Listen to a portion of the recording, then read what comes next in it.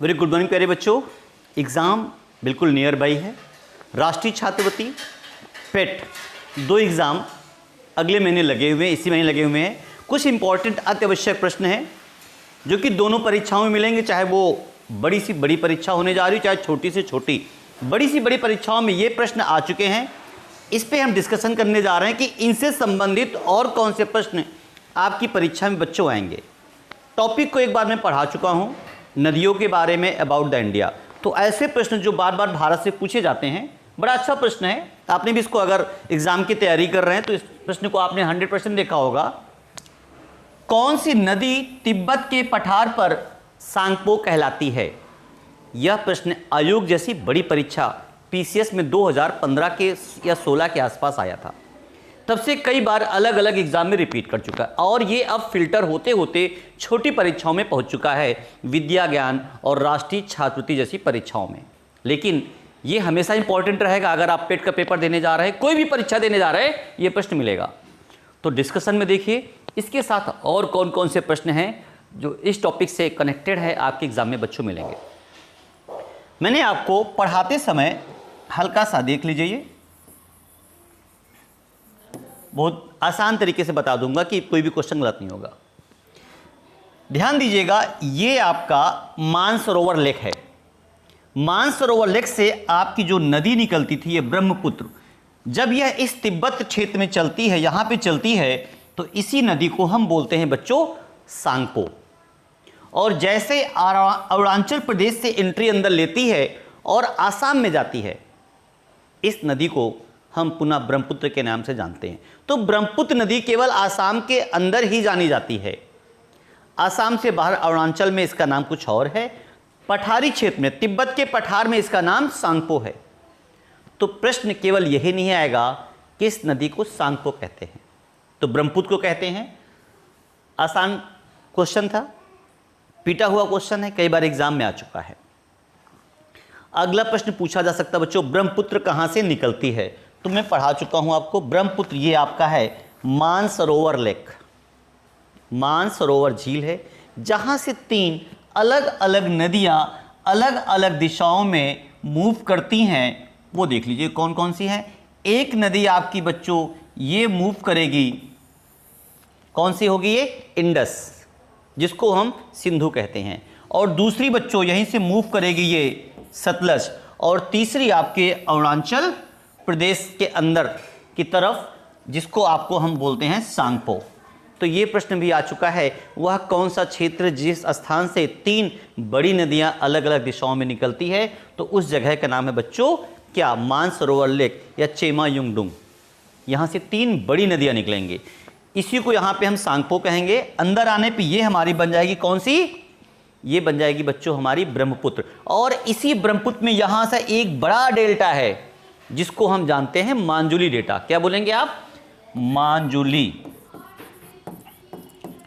मांजुली delta बनेगा। यह delta चावल के लिए जाना जाता है। चावल का उत्पादन यहाँ बृहत स्तर में होता है। और इसी नदी में, इसी ब्रह्मपुत्र नदी में वाटर वेज सेकेंड अर्थात NW2, वाटर वेज सेकेंड। ये प्रश्न पूछा जाता है कि वाटर वेज फर्स्ट, जल मार्ग प्रथम किस नदी में है? जल मार्ग द्वितीय। तो इसको बोलते हैं बच्चों जल मार्ग द्वितीय। तो जल मार्ग द्वितीय पड़ेगा किस नदी में? ब्रह्मपुत्र। और अगर जल मार्ग फर्स्ट की बात पड़े तो वो आपका पड़ेगा कहां पर? गंगा में। उसका डिस्कशन बाद में करेंगे। और इसी ब्रह्मपुत्र नदी के किनारे कुछ फेमस शहर बसे हुए हैं जो आपको देखने पड़ेंगे। कौन से फेमस शहर हैं जो ब्रह्मपुत्र नदी के साइड में या किनारे में बसे हुए हैं? एग्जाम में पूछे जाते हैं, तो वो सारा अलग वीडियो में लेके चलेंगे। पहले इसमें और क्वेश्चन देखते हैं क्या क्वेश्चन बनेंगे। तो आइए फिर से, आइए देखिए जरा, ये क्वेश्चन आया था। तो ये क्वेश्चन हो जाएगा, कौन सी नदी तिब्बत के पठार से कौन हो जाएगी बच्चों? ब्रह्मपुत्र हो जाएगी आपकी। फिर कौन सी नदी दक्षिण की गंगा कहलाती? कई बार पूछा गया है, आयोग जैसी बड़ी परीक्षाओं से लेके छोटी परीक्षाओं में आ चुका। बच्चे कंफ्यूज होते हैं, लेकिन आप कंफ्यूज मत होइए। कौन सी नदी दक्षिण की गंगा? देखिएगा, पकड़िएगा, दक्षिण की गंगा, एक गंगा हमारी है जिसको हम पूछते हैं, मानते हैं। ऐसी ही गंगा दक्षिण भारत का मतलब, कहने का मतलब है नीचे की तरफ। नीचे की तरफ 3 बड़ी नदियां हैं बच्चों, ये गोदावरी, कृष्णा और कावेरी। ये तीनों नदी आपको मैं पढ़ा चुका हूं। ये 3 नदियां इधर जाके अपना डेल्टा बनाती हैं, इस तट पे ये कौन सा तट होगा? पूर्वी तट होगा। अब इसमें से एक दक्षिण की गंगा है, एक बूढ़ी गंगा है, वो आपको ध्यान रखना कौन सी है। अगर हम दक्षिण की सबसे लंबी नदी की बात करें तो बच्चों वो है आपकी गोदावरी। गोदावरी को ही बूढ़ी गंगा कहते हैं, जबकि कावेरी को हम दक्षिण की गंगा कहते हैं। तो क्वेश्चन क्या है? कौन सी नदी दक्षिण की गंगा कहलाती है? तो कौन सी हो जाएगी? कावेरी। और अगर क्वेश्चन पूछे बूढ़ी गंगा बच्चों कौन है, तो वो कौन सी हो जाएगी? गोदावरी। तो क्वेश्चन को डिफ्रेंशिएट करना सीखिए। केवल क्वेश्चन क्या वहीं तक मत सीखिए, दिमाग को वहां तक ले जाइए कि क्वेश्चन में और एग्जामिनर कौन कौन से नए क्वेश्चन इससे बना सकता है। इसमें आपने ये पढ़ा कि दक्षिण की गंगा कौन सी है बच्चों, तो वो कौन सी है? कावेरी। अगर मैं पूछ लूँ कावेरी का उद्गम कहाँ है, तो बच्चों कावेरी का उद्गम बता चुका हूँ, कुर्ग की पहाड़ी। कुर्ग की पहाड़ी जो कि कर्नाटक में है, वहाँ से आपकी कावेरी निकलती है। अन्य नदियों की बात करेंगे, सारी नदियाँ आपको पढ़ा चुका हूँ, जाके हमारे नदियों की वीडियो में देखिए, सारा निचोड़ वहाँ पे है, आपको मिल जाएगा। चलिए थोड़ा सा हिंट, गोदावरी इंपॉर्टेंट है। गोदावरी महाराष्ट्र के कहाँ से? त्र्यंबक से। ऐसे ही ढेरों प्रश्न, इंपॉर्टेंट प्रश्न का संकलन है जो आपकी परीक्षा में मिलेंगे। मेरे साथ लगे रहिए, थोड़ा सा लंबा वीडियो होगा, लेकिन मैं प्रॉमिस करता हूँ आपकी परीक्षाओं में यहाँ से प्रश्न मिलेंगे। पेपर देने के बाद आप मैच करा लीजिएगा कि यहाँ से प्रश्न आपको बच्चों मिल रहे हैं कि नहीं मिल रहे हैं। नेक्स्ट बात करते हैं।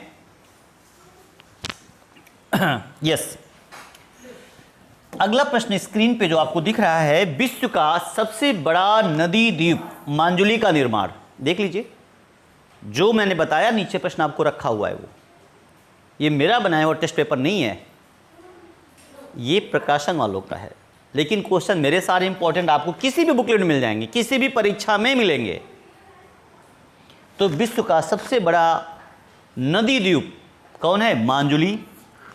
किस नदी में है? तो बच्चों किस नदी में है? ब्रह्मपुत्र। और अगर मैं क्वेश्चन पूछ लूं किस राज्य में है, तो आसाम। आसाम वो राज्य जो चाय के उत्पादन के लिए जाना जाता है। आसाम वह राज्य है जहां पर दो फेमस पार्क है, काजीरंगा और मानस। याद कर लीजिए, कई बार प्रश्नों में पूछा गया काजीरंगा या मानस नेशनल पार्क किस राज्य में है, तो बच्चों आसाम में है। आसाम से थोड़ा और आगे बढ़िए। ये प्रश्न तो इतना पीटा है कि बच्चा बच्चा जान चुका है, लेकिन फिर आपकी परीक्षा में आ सकता है। किस नदी को बिहार का शोक कहा जाता है? बहुत प्यारा क्वेश्चन है। गंडक, सोन, गंगा एंड कोसी। कोसी को किसको बोलते हैं बच्चों? कोसी को बोलते हैं। कोसी को क्या बोलते हैं? बिहार का शोक। क्यों? ये हर साल इतने रास्ते बदलती है कि कई गांव की फसलों को या गांवों को बर्बाद करते हुए चली जाती है। यह अपना मार्ग हर साल बदलती रहती है। मार्ग बदलने के कारण कई गांवों की फसल का बहुत ज़्यादा नुकसान होता है, गांव के गांव बह जाते हैं। जबकि जो हमारे यहाँ अन्य नदियाँ हैं, गंगा, उसका रास्ता फिक्स है, उसी रास्ते में लगातार एक ही रास्ते में बहती है, इसलिए उससे उतना नुकसान नहीं होता जितना कि कोसी से वहाँ के लोकल लोगों को नुकसान होता है। इसलिए इसको बोलते बिहार का शोक। ये वही बिहार है जहाँ के 2-4 क्वेश्चन अति इम्पोर्टेंट है, मोस्ट इम्पॉर्टेंट हैं, जहाँ पर फेमस आंदोलन चंपारण, हिस्ट्री में जाइएगा मिलेगा, वो पढ़ लीजिए। और यहाँ पर पशुओं का एक बड़ा फेमस मेला लगता है जो सोनपुर का मेला बोलते हैं। तो पूछा जाएगा सोनपुर का मेला बच्चों कहाँ लगता है? याद कर लीजिए, बिहार में लगता है। किसका है? पशुओं का मेला है। बिहार के कैपिटल बताने की मुझे ज़रूरत नहीं, आपको अच्छे से पता है। चलिए बाकी प्रश्नों को बाद में नेक्स्ट देखते हैं। इसमें और कौन कौन से इस सीट पे अच्छे प्रश्न हैं जो आपकी परीक्षा में आ सकते हैं। थार का मरुस्थल फैला है। थार का मरुस्थल किस में है? नीलगिरी, पूर्वी घाट, अरावली या बृहद हिमालय?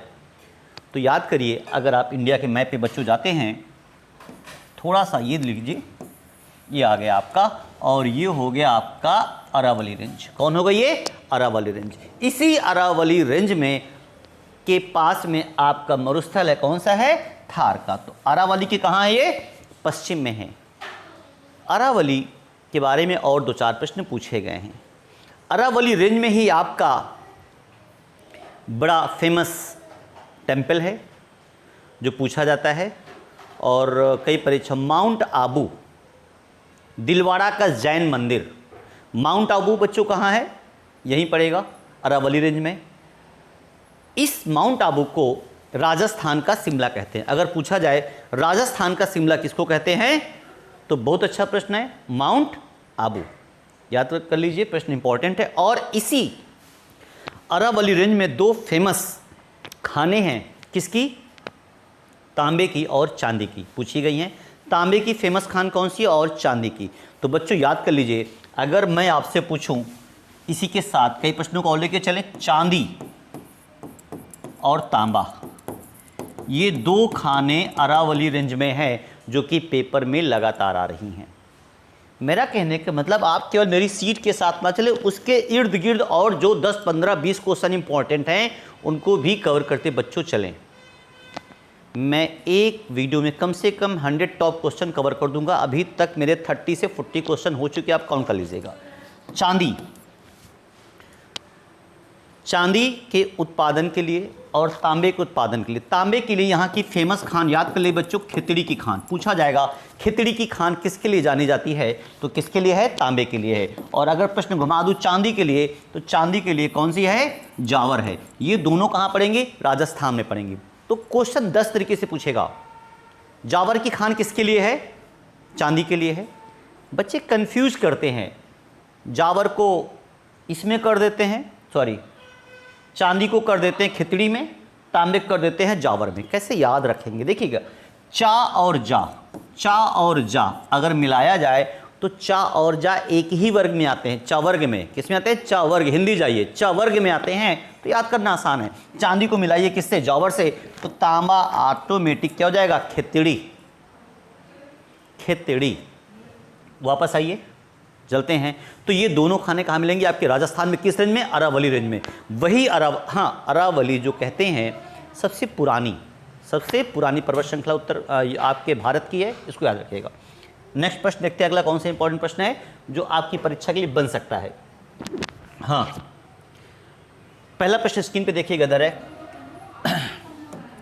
जो इंपॉर्टेंट है, आदम का पुल। क्या प्रश्न है बच्चों, आदम का पुल किसको बोलेंगे आप, किस सीमा को बोलेंगे, भारत एवं पाकिस्तान, भारत श्रीलंका, भारत म्यांमार, भारत एवं बांग्लादेश। बहुत अच्छा प्रश्न है। तो भारत और पाकिस्तान की सीमा को क्या बोलते हैं हम, रेड क्लिफ, बता चुका हूं क्लास में आपको। ऐसे ही आपको अगला प्रश्न है, हाँ पॉइंट है, भारत एवं श्रीलंका।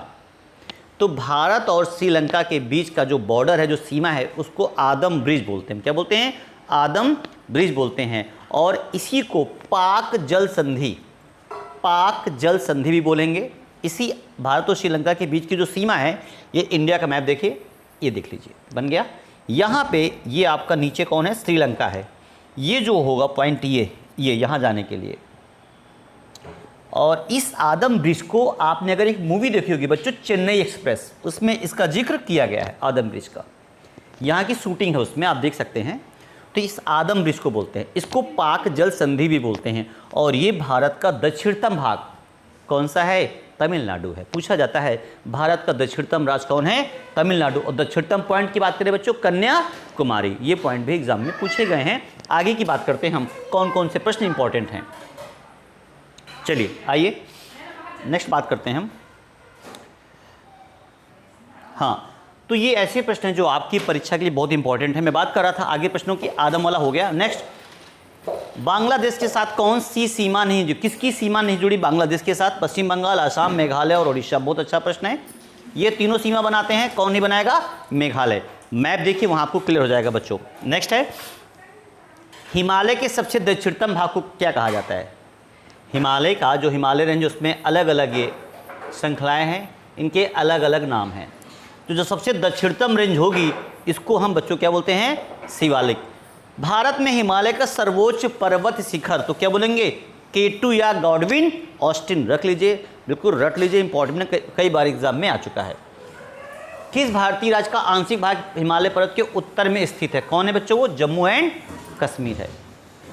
सो ऐसे ढेरों प्रश्न आपको मिलेंगे। इस वीडियो में मैंने आपको ठीक ठाक टॉप 50 क्वेश्चन कवर किए हैं। छोटे छोटे वीडियोज़ होंगे, उनको आप देखते जाइए।